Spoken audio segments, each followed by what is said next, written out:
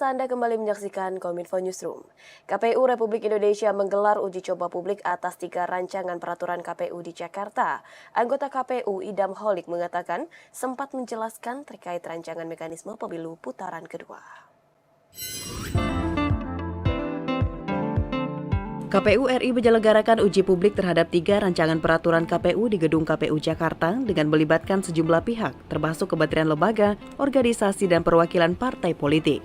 Anggota KPU Idam Holik menjelaskan ketiga RPKPU tersebut yakni terkait rekapitulasi hasil penghitungan perolehan suara dan penetapan hasil pemilihan umum, serta terkait penetapan pasangan calon terpilih, penetapan perolehan kursi, dan penetapan calon terpilih dalam pemilihan umum.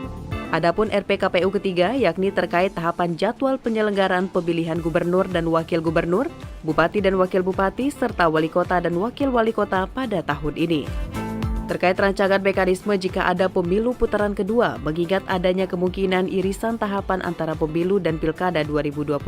KPU telah merencanakan skema penyelenggaraan jika hasil putaran pertama mengharuskan adanya putaran kedua. Pemungutan suara sendiri nantinya akan digelar pada 26 Juni usai masa kampanye dan masa tenang. Berkenaan dengan jadwal penyelenggaraan pemilu serentak 2024 sudah kami tuangkan dalam peraturan KPU nomor 3 tahun 2022. Yang dimana sesuai dengan perintah undang-undang kami pun harus menyusun rancangan jadwal dan tahapan itu untuk Pilpres 2 putaran. Karena perintah undang-undangnya demikian. Dan tentunya ya semua itu sangat bergantung pada hasil pemungutan suara Rabu 14 Februari 2024 nanti. Menteri Pertahanan Republik Indonesia Prabowo Subianto menegaskan Universitas Pertahanan untuk bangun rumah terapung di pesisir pantai utara Pulau Jawa. Anggarannya disiapkan yakni 150 juta rupiah untuk setiap unitnya, dari yang sebelumnya hanya 139 juta rupiah. Kenaikan anggaran tersebut dilakukan karena mengingat harga tanah di Indonesia sering mengalami kenaikan.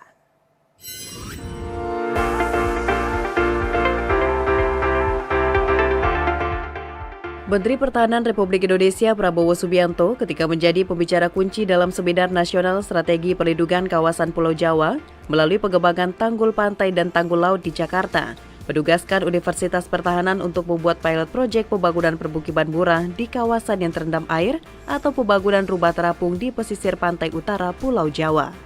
Hal tersebut dilakukan sebagai respon terhadap kawasan yang terendam air akibat degradasi pantai utara Pulau Jawa. Nantinya akan ada 2 jenis pola pembangunan yakni rumah di atas panggung dan rumah terapung.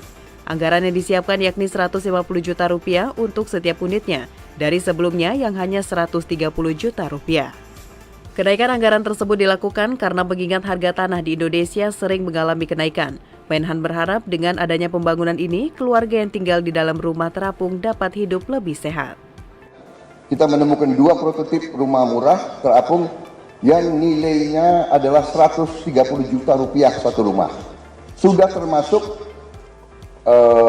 solar panel, tenaga surya, sudah termasuk septic tank, sehingga dia bisa hidup off-grid tanpa tergantung PLN, dan dia bisa hidup dengan sanitasi yang bersih, dengan teknologi bioteknologi yang modern, mikroba dan sebagainya.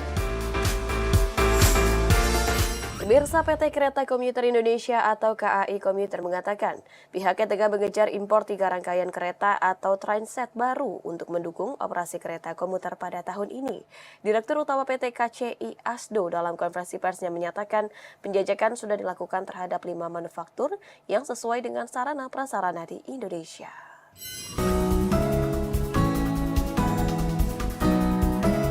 PT Kereta Api Indonesia tengah berupaya untuk mengimpor 3 rangkaian kereta atau trainset KRL untuk mengantisipasi adanya lonjakan penumpang pada tahun 2024. Direktur Utama KAI Komuter Asdo Atrivianto dalam konferensi pers yang mengatakan bahwa rangkaian kereta tersebut nantinya terdiri dari 12 kereta atau gerbong dan masih status baru. Sampai saat ini PT KAI terus melakukan penjajakan dan dalam tahap koordinasi dengan 5 perusahaan manufaktur terkait dengan impor 3 trainset KRL yang disesuaikan dengan prasarana yang ada di Indonesia, utamanya Jabodetabek. Selain itu, terkait dengan spesifikasinya juga harus sesuai dengan yang dipersyaratkan oleh Ditjen Perkeretaapian Kementerian Perhubungan. Asdo juga menerangkan selain akan melakukan impor 3 transit KRL, KCI juga nantinya akan melakukan retrofit atau peremajaan 4 transit KRL di PT Inka pada tahun ini. Mendapatkan arahan dari pemerintah dan seizin pemerintah, kita diminta untuk impor untuk mempercepat peningkatan kapasitasnya. Kita ingin impor 3 transit baru dari luar. Ya, kita sedang sudah berproses ya, mulai Agustus sampai sekarang mengumpulkan referensi. Penetapan pajak barang dan jasa tertentu untuk jasa hiburan naik dari minimal 40% hingga maksimal 75% kini ramai disorot publik. Menteri Pariwisata dan Ekonomi Kreatif Sandiaga Uno menjamin kenaikan pajak tersebut tidak akan mematikan industri pariwisata.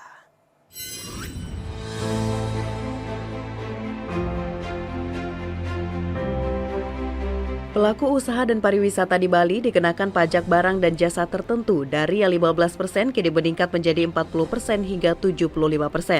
Hal ini dianggap memberatkan para pelaku usaha spa yang masuk dalam kategori hiburan. Merespon hal tersebut, Menteri Pariwisata dan Ekonomi Kreatif Sandiaga Salahuddin Uno usai membuka konferensi pariwisata Asia Afrika di Bali Nusa Dua Convention Center menyebutkan bahwa penetapan pajak bagi penyedia jasa hiburan sebesar 40% hingga 75% tidak akan mematikan usaha sektor pariwisata. Sandi menegaskan pihaknya akan menyesuaikan kebijakan Undang-Undang Nomor 1 Tahun 2022 tersebut dengan mengkaji bersama pemerintah pusat dan daerah serta pelaku industri pariwisata. Langkah ini dilakukan agar pariwisata Bali yang tengah bangkit pasca pandemi COVID-19 dapat bersaing dengan pariwisata di kawasan ASEAN seperti Thailand dan Vietnam. Oleh karena itu, seluruh kebijakan termasuk juga perpajakan akan disesuaikan agar sektor ini kuat, agar sektor ini bisa menciptakan lebih banyak peluang usaha, lapangan kerja tentunya bagi masyarakat kita.